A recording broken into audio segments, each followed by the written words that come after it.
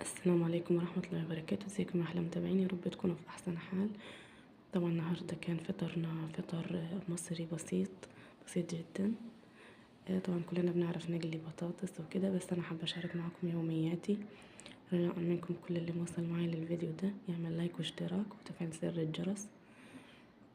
طبعا احنا كان فطرنا بطاطس مقلية، بدنجان، جبنة، خضار كده يعني.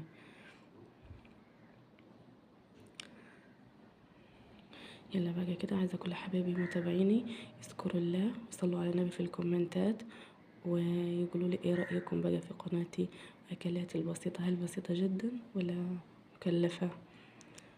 هنا بقى غسلنا البطاطس، بوريكم المية طبعا ازاي احنا غسلناها. ادي بسم الله ما شاء الله بعد الغسيل، منورة وبيضة جميلة جدا.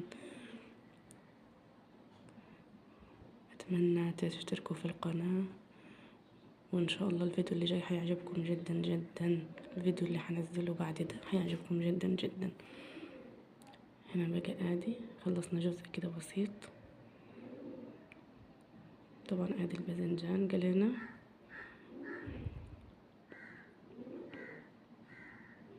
كده بقى خلصنا البطاطس، ايه رأيكم؟ وهنا بقى ادي كده الصينية بتاعتنا جميلة تستاهل بقكم، ايه رأيكم بقى؟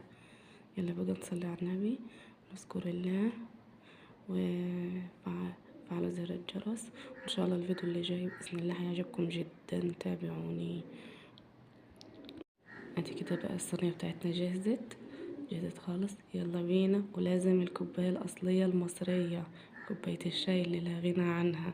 يلا اترككم في رعاية الله.